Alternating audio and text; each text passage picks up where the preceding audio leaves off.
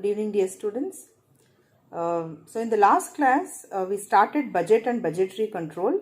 So in that, I have in detail discussed about what is the meaning of budget and what is the concept of budgetary control and what are the different budgets that we prepare. So in that, the most important which you have for the exam is cash budget and flexible budgets.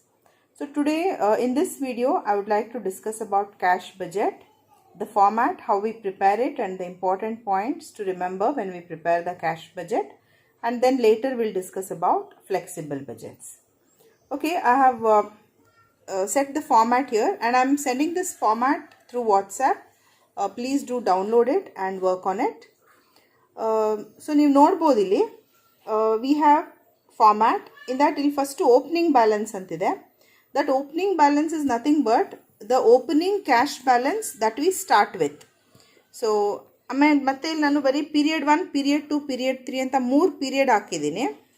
Just symbolically ನಾನು 3 period ಹಾಕಿದ್ದೀನಿ. ಅಂದರೆ may be it is for 3 months ಅಥವಾ 3 quarters ಅಥವಾ 3 years. It could be any 3 period for that matter. Not just 3, ಇದು 6 ಪೀರಿಯಡ್ಗೂ ಕೂಡ ಆಗ್ಬೋದು, 6 ಮಂತ್ಸ್ಗೂ ಕೂಡ prepare ಆಗ್ಬೋದು. ಜಸ್ಟ್ ಫಾರ್ ಎಕ್ಸಾಂಪಲ್ ನಾನು ಇಲ್ಲಿ 3 ಪೀರಿಯಡ್ನ ಹಾಕಿದ್ದೀನಿ. You can consider this as January, February and March. So we are preparing the cash budget for first 3 months ಅಂತಲೂ ತೊಗೊಳ್ಬೋದು. So it depends. ಎಕ್ಸಾಮಲ್ಲಿ ಅವರು ಕ್ಲಿಯರ್ಲಿ ಇಂಡಿಕೇಟ್ ಮಾಡ್ತಾರೆ ಯಾವ ಪೀರಿಯಡ್ಗೆ ನೀವು ಕ್ಯಾಶ್ ಬಜೆಟ್ ಮಾಡಬೇಕು ಅಂತ ಹೇಳ್ಬಿಟ್ಟು. ಓಕೆ, ನಾವು ಲೆಟ್ಸ್ ಸಿ ನಾವು ಏನೇನು ತೊಗೊಂಡಿದ್ದೀವಿ ಕ್ಯಾಶ್ ಬಜೆಟಲ್ಲಿ ಅಂತ ಹೇಳ್ಬಿಟ್ಟು.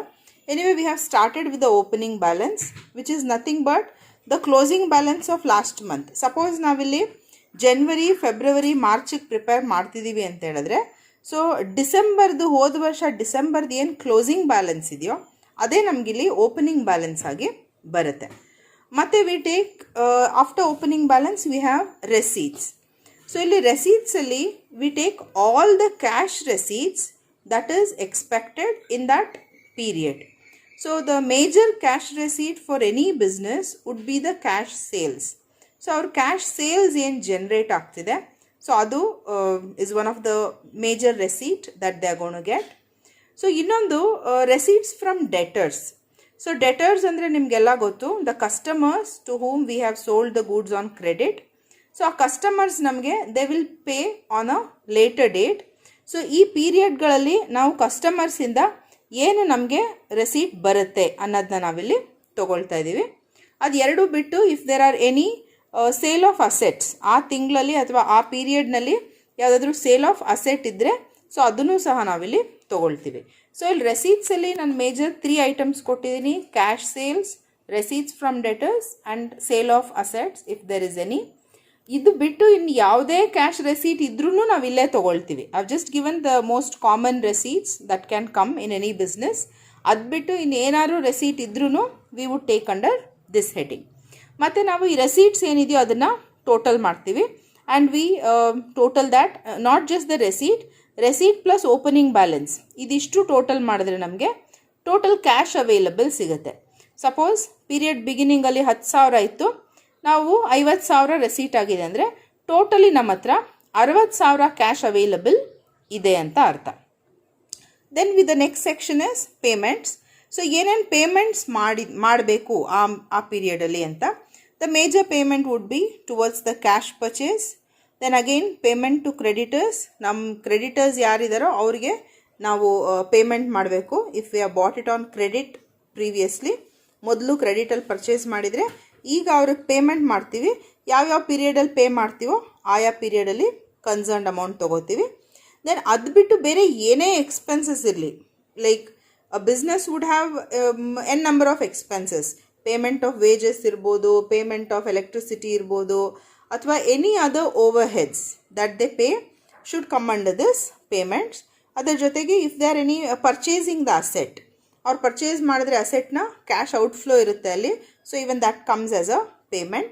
Again if they are repaying any loans, ಯಾವುದಾದ್ರೂ ಲೋನ್ಸ್ ಅಥವಾ ಅವರು ಯಾವುದಾದ್ರೂ ಪೀರಿಯಡಲ್ಲಿ ಡಿವಿಡೆಂಡ್ ಪೇ ಮಾಡಬೇಕು ಅಥವಾ ಇಂಟ್ರೆಸ್ಟ್ ಪೇ ಮಾಡಬೇಕು, any payment for that matter in that particular period would come in this payments section. Again ನಾನು ಸಿಂಬಾಲಿಕಲಿ ಕೆಲವೊಂದು ಪೇಮೆಂಟ್ಸ್ ಹಾಕಿದ್ದೀನಿ. Basically any payment to be paid has to come in this payment section. So ನಾವು ಈ ಪೇಮೆಂಟ್ಸ್ನೆಲ್ಲ ಇಲ್ಲಿ total ಮಾಡ್ತೀವಿ. That comes to total payments. That we label it as B. So ಈಗ ನಮ್ಮ ಹತ್ರ 2 ಗ್ರ್ಯಾಂಡ್ ಟೋಟಲ್ಸ್ ಇದೆ. ಒಂದು total cash available and the total payments. ಈಗ ಇದೆರಡು ಕಂಪೈಲ್ ಮಾಡೋಣ. ಸೊ ಕಂಪೈಲ್ ಮಾಡಿದ್ರೆ ನಮಗೇನು ಸಿಗುತ್ತೋ that is called as the closing balance. So A minus B, that is cash available minus the total payments would give us the closing balance. Again, a closing balance can be a positive figure or a negative figure. ಯಾವಾಗ positive figure ಇರುತ್ತೆ ಅಂತ ಹೇಳಿದ್ರೆ when the cash available is more than the payment that we need to pay. So ಆಗ ಅದು positive figure ಬರುತ್ತೆ. Suppose negative figure ಅಂದರೆ may be it indicates the overdraft. But usually any business for that matter, when they are preparing the cash budget, they would like to prepare in such a way that they would have a positive closing balance. Suppose negative balance barutte annadénaridre, immediately they can make arrangement for the facilities, short term loan facility ಏನಿರುತ್ತೋ ಅದನ್ನು ಅವ್ರು ತಗೊಳ್ಳಂತ ಒಂದು plan ಮಾಡ್ಬೋದು. So ಅದೇ ಕಾರಣಕ್ಕಾಗಿಯೇ ಅವ್ರು cash ಬಜೆಟ್ನ prepare ಮಾಡೋದು. So ಇಲ್ಲಿ ನಮಗೇನು ಕ್ಲೋಸಿಂಗ್ ಬ್ಯಾಲೆನ್ಸ್ ಸಿಗುತ್ತೋ ಈ period 1ನಲ್ಲಿ, so that becomes opening balance for the period 2. So again the same, ಏನು ಆ ಪೀರಿಯಡ್ 2ನಲ್ಲಿ ರೆಸೀಟ್ಸ್ ಏನಿದೆ, ಪೇಮೆಂಟ್ಸ್ ಏನಿದೆ ಅದನ್ನೆಲ್ಲ ತೊಗೊಳ್ತೀವಿ. Receipt total receipt minus payment will become the closing balance, and this closing becomes opening for the next period and it continues so on. So ಅವ್ರು ನಿಮಗೆ 3 ಮಂತ್ಸಿಗೆ ಕೇಳ್ಬೋದು, 6 months ಕೇಳ್ಬೋದು, 4 ಮಂತ್ಸಿಗೆ ಪ್ರಿಪೇರ್ ಮಾಡಿ ಅಂತ ಕೇಳ್ಬೋದು. Whatever the month they ask for, ನೀವು ಅದನ್ನು prepare ಮಾಡಬೇಕು. So basically it's a very simple concept. ನಿಮ್ಮದು total receipt and total payments ಏನಿದೆಯೋ ಅದನ್ನು ನೀವು ತೊಗೊಳ್ಬೇಕಿಲ್ಲಿ. ಬಟ್ ಇಲ್ಲಿ ಕೆಲವೊಂದು ಇಂಪಾರ್ಟೆಂಟ್ ಪಾಯಿಂಟ್ಸ್ ಇದೆ. ಆ್ಯಕ್ಚುಲಿ ನಾವು ಅದು ಪ್ರಿಪೇರ್ ಮಾಡಬೇಕಾದ್ರೆ ನಮ್ಗೆ ಗೊತ್ತಾಗುತ್ತೆ ಅದು ಏನೇನು ಅಂತ ಹೇಳ್ಬಿಟ್ಟು. ಇಲ್ಲಿ ನಾನು ಜಸ್ಟ್ ಫಾರ್ ಎಕ್ಸಾಂಪಲ್ ಕೊಟ್ಟಿದ್ದೀನಿ some of the important points to remember. So ಏನಪ್ಪ ಅಂತ ಹೇಳಿದ್ರೆ, as I am always saying, opening balance is the closing balance of the previous period. ಅಂದರೆ ನಮ್ಗೆ ಇಲ್ಲಿ ಓಪನಿಂಗ್ ಬ್ಯಾಲೆನ್ಸ್ ಏನಿದೆಯೋ that is nothing but the closing balance of the previous period. ಜನವರಿ 1ಗೆ ಏನು ಓಪನಿಂಗ್ ಬ್ಯಾಲೆನ್ಸ್ ಇದೆಯೋ ಅದು ಡಿಸೆಂಬರ್ 31 ಏನು ಕ್ಲೋಸಿಂಗ್ ಇತ್ತೋ ಅದೇ ನೆಕ್ಸ್ಟ್ ಮಂತ್ಗೆ ಓಪನಿಂಗ್ ಆಗುತ್ತೆ. ಸೊ ಆ ಥರ. Then receipts from debtors and payment to creditors involve calculations. So ಇದು the major adjustment that you get in cash budget. The calculation of receipts from debtors and the calculation of payments to creditors. So ಇಲ್ಲಿ ಏನಪ್ಪ calculation ಯಾವ ಥರ ಬರುತ್ತೆ ಅಂತ ಹೇಳಿದ್ರೆ, so ಅವ್ರು ಕೊಟ್ಟಿರ್ತಾರೆ ಹೋದ ತಿಂಗಳಲ್ಲಿ ಕ್ರೆಡಿಟ್ ಸೇಲ್ಸ್ ಎಷ್ಟಿತ್ತು, ಅದರಲ್ಲಿ ಈ ತಿಂಗಳು ಎಷ್ಟು ರಿಸೀವ್ ಮಾಡ್ಕೋಬೇಕು, ಲೈಕ್ ಎಷ್ಟು ಮಂತಲ್ಲಿ ಅದನ್ನು ರಿಸೀವ್ ಮಾಡ್ಕೊಳ್ತಾರೆ ಅಂತ ಆ ಥರ ಡೇಟಾ ಕೊಟ್ಟಿರ್ತಾರೆ. ಅದರ ಬೇಸಿಸ್ ಮೇಲೆ ನಾವು ಕ್ಯಾಲ್ಕ್ಯುಲೇಟ್ ಮಾಡಬೇಕು. ಇಲ್ಲಿ ಒಂದು ಸ್ಮಾಲ್ ಎಕ್ಸಾಂಪಲ್ ಕೊಟ್ಟಿದ್ದೀನಿ ನೋಡಿ. ಸಪೋಸ್ ಕ್ವಶನಲ್ಲಿ sales for period 1 is ₹10,000. 50% of this is credit sales. The remaining 50% is received equally in the following months ಅಂತ ಕೊಟ್ಟಿದ್ದಾರೆ. ಸೊ ಅವಾಗ ನಾವು ಪೀರಿಯಡ್ 1ನಲ್ಲಿದ್ದೀವಿ, ಯಾವ ಥರ ಎಂಟ್ರಿ ಮಾಡ್ಕೊಳ್ತೀವಿ ಅಂತ. ಪೀರಿಯಡ್ 1ನಲ್ಲಿ ನಾವು ಸೇಲ್ಸ್ ಮಾಡ್ತಿದ್ದೀವಿ 10,000, ಬಟ್ ಅದರಲ್ಲಿ ಬರೀ 50% ಮಾತ್ರ ಕ್ಯಾಶ್ ಸೇಲ್ಸು ಅಂತೇಳಿದ್ರೆ ನಾವು ಪೀರಿಯಡ್ 1ನಲ್ಲಿ ಕ್ಯಾಶ್ ಸೇಲ್ಸ್ ಅಂತ ಬರೀ 5,000ನ ನಾವು ಕ್ಯಾಶ್ ರೆಸೀಟ್ ಅಂತ ತೊಗೊಳ್ತೀವಿ. ಅದಾದಮೇಲೆ ಇನ್ನು ಮಿಕ್ಕಿದ್ದು ಏನಿದೆ ಕ್ರೆಡಿಟ್ ಸೇಲ್ಸು, 10,000ದಲ್ಲಿ 5,000 ಮಾತ್ರ ಕ್ಯಾಶ್ ಸೇಲ್ಸು, ಮಿಕ್ಕಿದ 5,000 will be the credit sales.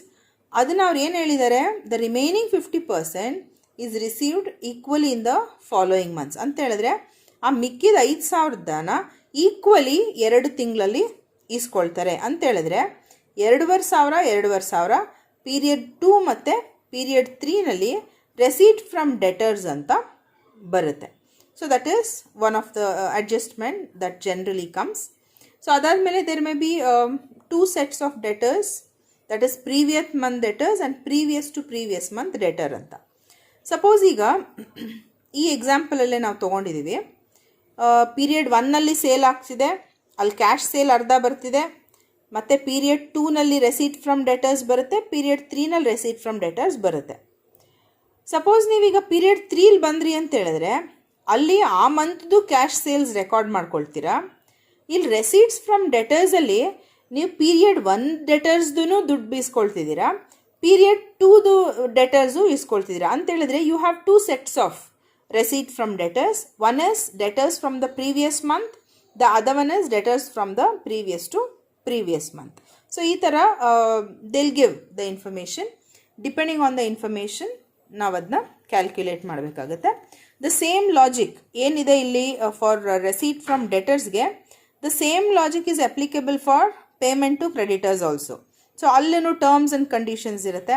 Out of the purchase we are making, ಎಷ್ಟು ಕ್ಯಾಶ್ ಪರ್ಚೇಸು, ಎಷ್ಟು ಕ್ರೆಡಿಟ್ ಪರ್ಚೇಸು, ಅದರಲ್ಲಿ ಯಾವ ಮಂತಲ್ಲಿ ಪೇ ಮಾಡಬೇಕು, ಎಷ್ಟು ಪೇ ಮಾಡಬೇಕು ಅಂತೆಲ್ಲ ಅವರು generally they give the percentage, ಅದ್ರ ಮೇಲೆ ನಾವು ಕ್ಯಾಲ್ಕುಲೇಟ್ ಮಾಡಬೇಕಾಗತ್ತೆ. So it is one of the compulsory question for 14 marks. So ನಾನು ಈ ಫಾರ್ಮ್ಯಾಟ್ ಕೊಟ್ಟಿದ್ದೀನಿ, please go through with the format. ಅದು ಹೆಂಗೆ ಮಾಡೋದು ಅಂತ ಎಕ್ಸ್ಪ್ಲೇನ್ ಮಾಡಿದ್ದೀನಿ. So in the next questions next ವಿಡಿಯೋದಲ್ಲಿ ನಾನು ಕೆಲವೊಂದು ಸಾಲ್ವ್ಡ್ ಎಕ್ಸಾಂಪಲ್ನ ನಾನು ಎಕ್ಸ್ಪ್ಲೇನ್ ಮಾಡ್ತೀನಿ. ಅದಾದಮೇಲೆ ಅಲ್ಲಿ give some of the question for you people to solve. So ನೀವು ಸೈಮಲ್ಟೇನಿಯಸ್ಲಿ ಸಾಲ್ವ್ ಮಾಡಿ, ನಾನು ಸೊಲ್ಯೂಷನ್ಸು ಹಾಕ್ತಾ ಇರ್ತೀನಿ, then you can cross check. So ಇದಾದಮೇಲೆ we also have flexible budget. First cash budget ಮುಗಿಸ್ಬಿಡೋಣ, then will go to flexible budget. Thank you very much.